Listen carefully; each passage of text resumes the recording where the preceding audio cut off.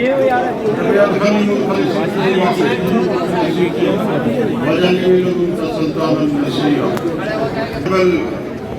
राज्यसभा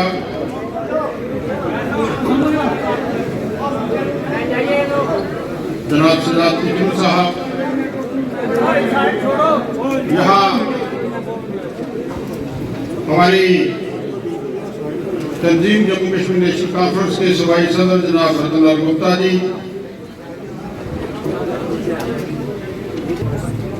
हमारे OBC cell के हमारे चेयरमैन जनाब अनितेंद्र साहब,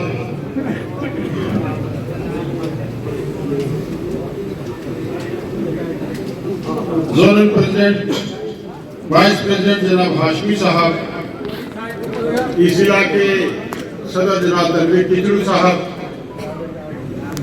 ब्लॉक सदूर साहिबान, डेलीगेट हजरात, नौजवान साथियों, बहनों, बुजुर्गों, मेरी तरफ से आप सबको आदाब व सलाम।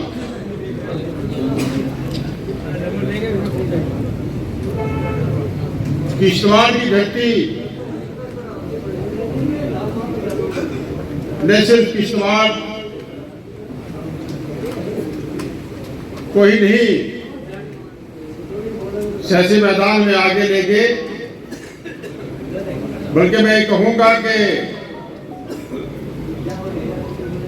किश्तवाड़ ने जम्मू कश्मीर की सियासत में एक अहम रोल अदा किया है।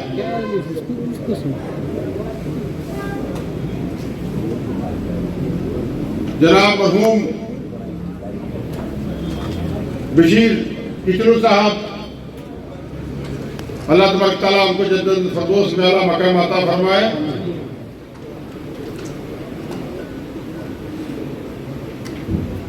मुश्किल टाइम में, कठिन हालात में उन्होंने जम्मू कश्मीर नेशनल कॉन्फ्रेंस की नुमाइंदगी की, जहां जनाब रीजन के लिए उन्होंने सियासी बेदारी पे यहाँ के हिंदू मुस्लिम भाईचारे के लिए काम किया।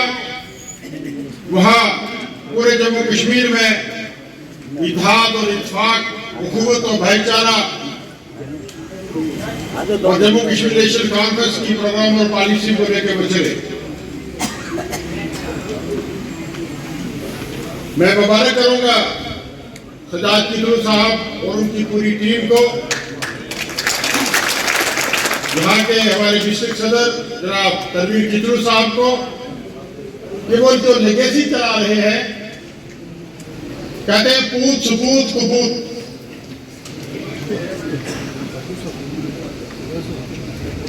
तो आपने सपूत होने का जो दावा है उसको साबित किया है, आपके लिए मुबारक है।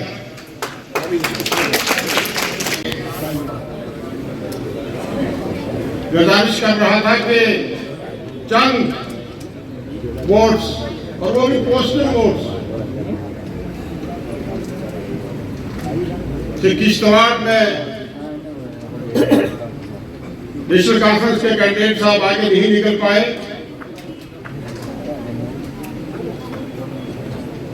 लेकिन मैं ये कहूं कि हर काम में अल्लाह तआला की मसलियत होती है। सिद्धार्थ किशोर साहब की मेहनत, आप लोगों के साथ उनकी हमदर्दी, एरिया के साथ अटैचमेंट, हमेशा मुश्किल वक्त में चट्टान की तरह खड़े रहना, ये इनकी खसरत में था सब कुछ। और अल्लाह ने इनको बड़ा मकाम दिया, देश की बड़ी पार्लियामेंट में इनको नुमाइंदगी मिली और पूरे हिंदुस्तान की नुमाइंदगी कर रहे हैं। वहां सिर्फ जम्मू कश्मीर की नुमाइंदगी नहीं, बल्कि पूरे देश की नुमाइंदगी सिद्धार्थ किशोर वहां कर रहे हैं। मेरे बुजुर्गों, साथियों, नौजवान दोस्तों, यहाँ बहुत पहले हमें आना था, प्रोग्राम बने, काफी बार प्रोग्राम बने, लेकिन कभी ऑपरेशन संदूर, कभी फ्लड, कभी दूसरी मुसरफियात की वजह से आ ना पाए। और फिर आप लोगों को बड़ी खुशी मिल गई, सजाद किचलू साहब मेंबर पार्लियामेंट बन गए, आप लोग खुशियों में मसरूफ हो गए। तो हमने ये सोचा कि आपकी खुशियों में जहां आप लोग मसरूफ हैं, आपको तंग न किया जाए। अब ये कंटिन्यू प्रोसेस है, हम आपके पास आते रहेंगे। और ऐसे भी सरकार जो है वो कभी गाफिल नहीं हुई, अपने लोगों को हम भूलते नहीं हैं, अपने एरिया को कभी नहीं भूलते हैं। और मैं समझता हूँ कि उमर अब्दुल्ला साहब की जो हदायत हमें है पूरी कैबिनेट को, पूरी गवर्नमेंट को, तो वो बिला लिहाज बस वो बिल पार्टी पॉलिटिक्स, ये जम्मू कश्मीर हमारा है, ये रियासत हमारी है, हमने इसकी हिफाजत करनी है, हमने इसकी खिदमत करनी है, यही नारा हमारा है। बातें बहुत सी करनी थी और मेरा दिल चाहता था कि बशीर किचलू साहब की पूरी जिंदगी पर मैं यहाँ बोलूं, और शुरू से लेके आज तक जो डारा नेशनल कॉन्फ्रेंस का लगा है, बाद राय शमाली से लेके आज तक, ये सब चीजें आपके सामने रखें। लेकिन मुख्तसर करते हुए मैं ये जरूर कहूंगा, या मेरे भाई सजाद किचलू साहब ने भी कहा, बाकी लोगों ने भी कहा, मैं ये कहूंगा कि हमेशा हक को फतह मिलती है और बातिल को शिकस्त होती है। नेशनल कॉन्फ्रेंस का जो नारा है, जो शेर कश्मीर में हमें एक ही नारा दिया है कि शेर कश्मीर का क्या इरशाद, हिंदू मुस्लिम सिख इत्तेहाद, जिंदाबाद जिंदाबाद। आज मैं समझता हूं कि पूरे देश में मैंने हर जगह ये बात कही है, मैंने दिल्ली में भी ये बात कही, हिंदुस्तान के कोने कोने में जहां मैं गया, जहां मुझे बोलने का मौका मिला, मैंने ये कहा। और पर्टिकुलरली मैंने मोदी साहब को ये पैगाम भिजवाया कि इस मुल्क को हम सब लोग जो है, हिंदुस्तान वासी जो है, विश्व गुरु बनाना चाहते हैं। और इंशाअल्लाह ताला ये देश, ये हिंदू मुसलमान सिख ईसाई का देश, ये गंगा जमुनी तहजीब का देश जो है, ये इंशाअल्लाह एक दिन विश्व गुरु बनेगा। लेकिन मोदी साहब, विश्व गुरु बनने के लिए आपको शेर कश्मीर शेख महमूद अब्दुल्ला का ये नारा कि शेर कश्मीर का क्या इरशाद, शेर कश्मीर का क्या इरशाद, शेर कश्मीर का क्या इरशाद, जिंदाबाद जिंदाबाद। अब ये नारा हिंदुस्तान के कोने कोने में लगेगा। हिंदुस्तान को विश्व गुरु बनाने से कोई पीछे नहीं हट पाएगा। इसमें शक नहीं है कि आपकी बहुत सी कुर्बानियां हैं, आपने तहजीब के लिए कुर्बानियां दी, इस मुल्क के लिए कुर्बानियां दी, आपने सेकुलर वैल्यूज के लिए उसको बरकरार रखने के लिए कुर्बानियां दी हैं, आपने जम्मू कश्मीर के लिए कुर्बानियां दी, आपने नेशनल कॉन्फ्रेंस को मजबूत करने के लिए कुर्बानियां दी। और कुर्बानियां कभी रायगा नहीं जाती। इंशाअल्लाह ताला जम्मू कश्मीर को उसका बुनियादी हक मिलेगा, जम्मू कश्मीर को स्टेट का दर्जा मिलेगा। और हमारी खोई हुई जो अजमत है, हमारी जो शनाख्त है, उसके लिए जद्दोजहद हमारी जारी है। हमारी मेंबर पार्लियामेंट हजरात जो है, दिल्ली में भी आपने देखा होगा कि डिफरेंट डेपुटेशंस में जो हमारे दिल्ली की में जो हमारे एमपीज हैं, वो कभी प्राइम मिनिस्टर साहब को मिलते हैं, कभी दूसरे लीडरशिप के साथ मुलाकात रहती है। प्रेसिडेंट ऑफ इंडिया से मुलाकात हुई, वाइस प्रेसिडेंट साहब से मुलाकात हुई, और इस बात की पुरजोर तरीके से इन्होंने वकालत की है कि जम्मू कश्मीर की खोई हुई अजमत को बहाल किया जाए। और ये कोई जम्मू कश्मीर की अजमत को बहाल करने के लिए गवर्नमेंट ऑफ इंडिया हम पे एहसान नहीं करेगी। मैं उनको ये बात याद दिलाना चाहूंगा कि एक जमाना वो था, मैंने अशारतन ये कहा कि आप लोगों की कुर्बानियां हैं।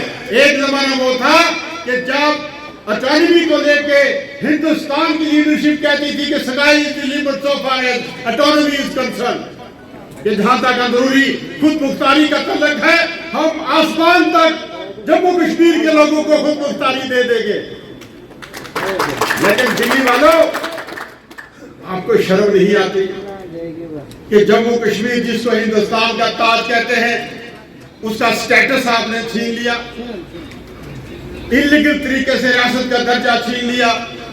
और उन लोगों को जिन लोगों ने इस देश की सेकुलर वैल्यूज को बाहर रखने के लिए कुर्बानियां दी, उन लोगों को आपने जेलों में बंद रखा।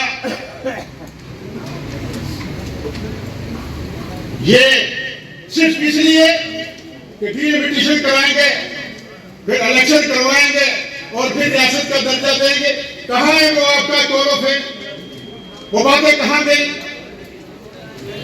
और आज मैं ये कहूं कि गवर्नमेंट ऑफ इंडिया में जो हमारी लीडरशिप इस वक्त बरसरदार है, उनको जम्मू कश्मीर को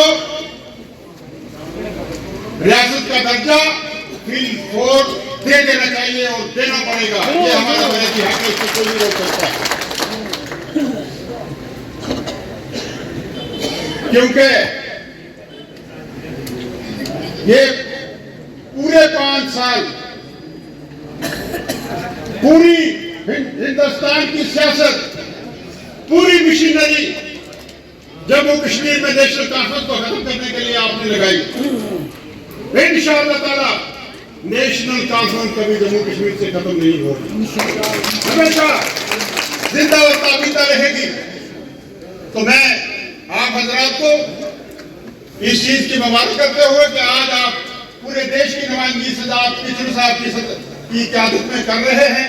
इंशाअल्लाह ताला जो आपके एरिया के मसाइल हैं, जो मेरे डिपार्टमेंट या दूसरे डिपार्टमेंट के मसाइल हैं, एक कलेक्टिव रिस्पॉन्सिबिलिटी लेते हुए, क्योंकि गवर्नमेंट की मिनिस्टर्स की कलेक्टिव रिस्पॉन्सिबिलिटी होती है। मेरे साथ मेरे स्टाफ के लोग हैं, उन्होंने आपकी तमाम बातें नोट कर ली है। इंशाअल्लाह ताला आना जाना रहेगा। इससे पहले भी मैंने यहाँ कुछ पैसा दिया था जो डिस्ट्रिक्ट किश्तवाड़ में फॉरेस्ट की तरफ से मैंने कैंपा और इसमें यूटी कैपेक्स में हमने कोई 8 करोड़ के करीब पैसा दिया है, जो डिफरेंट आपके डेवलपमेंट के काम चल रहे हैं। प्लांटेशन के लिए हमने कोई 4 लाख के करीब जो है अचीव किया है। प्लांटेशन पीएचई सेक्टर में जो डिस्ट्रिक्ट कैपेक्स में 65 लाख रुपया है और यूटी सेक्टर में 8 करोड़ 91 लाख रुपया जो है हमने आपके इस डिस्ट्रिक्ट को दिया है। नवाब में तो आपकी स्कीम को 60 लाख की स्कीम चल रही है। जो चौसोटी में फ्लड अफेक्टेड के लिए जो 48.32 लाख रुपया जो आपको दिया था, जिसके लिए टेंडर्स वगैरह जो है वो टेंडर लग चुके हैं और 50 लाख का जो टेंडर जो है वो रीटेंडर जो है विद इन 2 डेज जो है बजट जो इंफॉर्मेशन मिली है उसमें आप लगा रहे हैं। तो इसी तरीके से जो ट्राइबल में भी हमेशा सजाद कीचलू साहब और उनकी पूरी टीम हमेशा ये कहती रहती है कि ट्राइबल के एरिया का जो इश्यूज है वो रहता है। सास की जो एक नई स्कीम है, इसमें कुछ स्कीमों के दो बड़ी स्कीमें हमने पीएचई में ली है, जिसके लिए 10 करोड़ रुपया जो है वो दिया है। और इसी तरीके से जो आपका ट्राइबल है, ट्राइबल में 1 करोड़ 64 लाख और धरती आबा में 1 करोड़ 16 लाख रुपया दिया है। मैं सजाद कीचलू साहब से भी अर्ज करूंगा कि जो ट्राइबल्स की बात चली है, उनके एरिया की जो बात चली है, एक तो ये है कि देखने को जो मिलता है कि हमने सिर्फ ट्राइबल को जो ट्राइबल ग्रांट्स हैं, जो बहुत कम ग्रांट्स होती है, पूरी यूटी का बजट ट्राइबल का 80 करोड़ है। उसमें हमने हॉस्पिटल भी बनाने हैं, ट्राइबल एरिया में दूसरे कामकाज भी करने हैं। तो नीति आयोग की क्लियर कट डायरेक्शन है कि आप normal plan UT capex district जो आपका प्लान होता है उसमें भी ट्राइबल की नुमाइंदगी, उसकी डेवलपमेंट के लिए पैसा मुख्तस किया जाता है। मैंने रामबाग में भी डिस्ट्रिक्ट एडमिनिस्ट्रेशन के साथ मीटिंग की, उनको भी ये डायरेक्शन दी। मैंने डोडा में भी की, आज यहाँ भी मीटिंग चल रही है। मैं इनको भी ये कहूँगा कि नीति आयोग की जो क्लियर डायरेक्शन है उनको बहाल किया जाए और उसी तरीके से यहाँ काम किया जाए। गुजर हॉस्टल पे जो काम चल रहा है उसका भी मैं जायजा लूंगा और इंशाअल्लाह जब जो है गुजर हॉस्टल जो है वो आपके लिए तैयार किया जाएगा।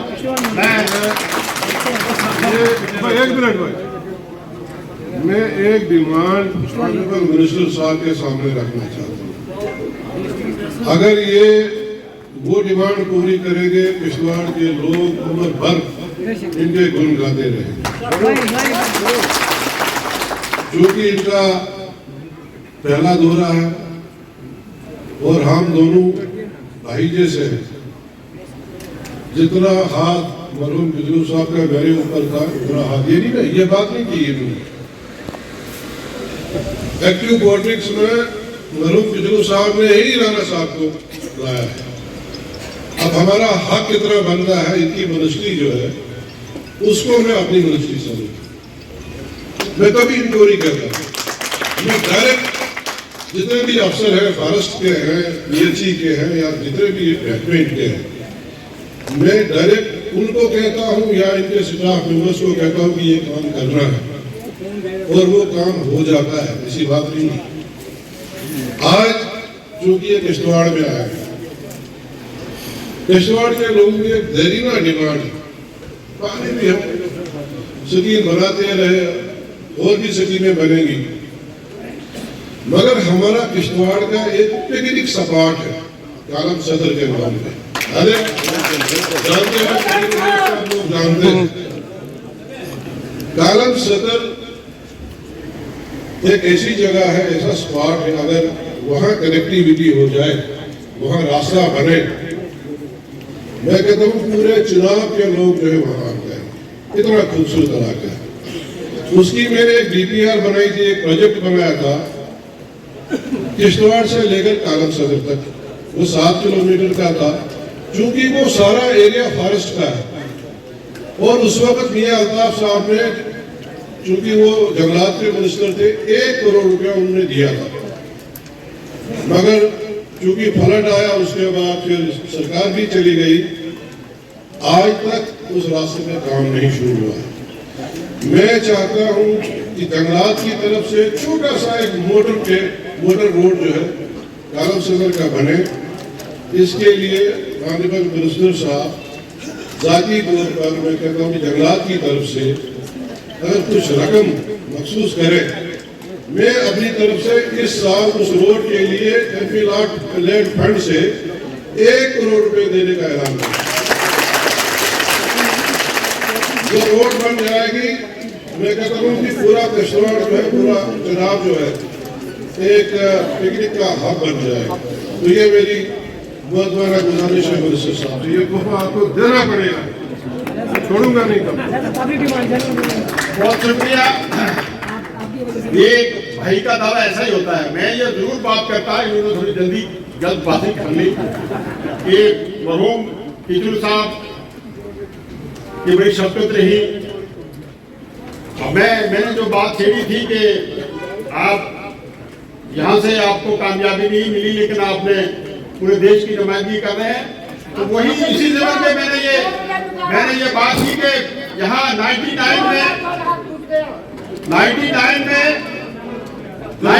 में जम्मू कश्मीर नेशनल कॉन्फ्रेंस जब बरसर इक़्तिदार थी और मरहूम बिजलू साहब मिनिस्टर थे, एमएलसी बनने थे, तो एमएलसी जब मैं उनके पास गया, उनके तो मेरे बड़े भाई वसूल चौधरी साहब के बड़े ताल्लुकात थे और वो बड़ी शफकत रखते थे मुझसे। बिजलू साहब, तो मैं उनके पास गया तो उन्होंने कहा एमएलसी बनने के लिए आए हो? मैं कहा जनाब बिल्कुल एमएलसी बन रहे हो, अगर नहीं तुम्हें एमएलए बनना है, मिनिस्टर बनना है, एमएलसी तुझे कोई नहीं बनाएगा। ये 99 की बात है। उन्होंने कहा तुझे एमएलए बनना है जावेद राणा, तुझे एमएलसी नहीं बनना है। एमएलसी क्यों बनोगे? उसकी नुमाइंदगी करनी है, तुझे पीर बाजार की नुमाइंदगी करनी है। उस वक्त तो मुझे ये बात समझ नहीं आ रही थी एमएलए कब बनूंगा, कैसे नुमाइंदगी करूंगा। लेकिन 2002 में जब मुझे मैंडेट मिला, सिटिंग मिनिस्टर का मैंडेट काट के मुझे मैंडेट दिया, उस वक्त मुझे पता चला कि ये एक मर्द मुजाहिद की बात मुंह से निकली हुई थी तो आज रंग लाई। तो इसमें शक नहीं है कि उनकी ब्लेसिंग रही और अल्लाह ताला उनके रूह मेहरबान करे हम सब पे, इस पूरी तंजीम पे। और मैं और भी बड़ा कुछ यहाँ बात करना चाहता था, लेकिन मेरे भाई ने सिर्फ अरब सदर रोड जो जंगलात की तरफ से, तो मैं 2 करोड़ रुपए का ऐलान करूंगा। इसको हम फॉरेस्ट डिपार्टमेंट से ही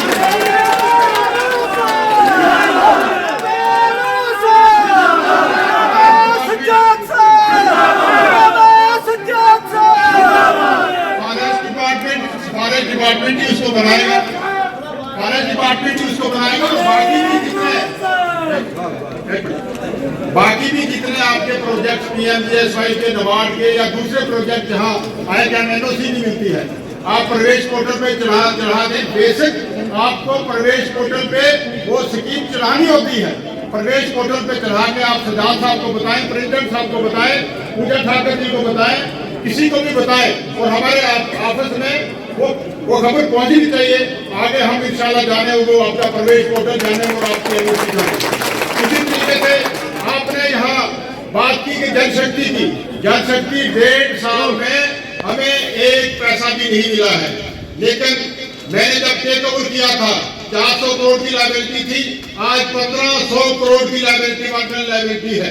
और इंशाल्लाह ताला मैं ऑनरेबल चीफ मिनिस्टर साहब का ममनून और मशकूर हूं कि उन्होंने ड्यूटी कैपेक्स से कमिटमेंट किया है कि हम कुछ रेट्रोफिटिंग की स्कीमों की हम पेमेंट लेंगे और उनको अपने तौर तरीके से मुकम्मल करेंगे, तो 50% स्कीमें आपकी जो है ये में कंप्लीट हो जाएगी। और दूसरा जो बाकी का है, जो एमपी भेजे हुए हैं, इनकी वहाँ ड्यूटी लगाएंगे हम, कम से कम वो वहाँ नुमाइंदगी करें और रियासत का जो पैसा है वापस लाएं। हाँ, दूसरा ब्लाक सदूर साहिबान है, इनको मैं मुबारक करूंगा। बेसिकली हमारे कमांडर यही होते हैं। हमारी तो यही है ना कि 11 में सटे होते छलाके पड़ाके। ब्लाक सदूर जो है तंजीम के कमांडर है।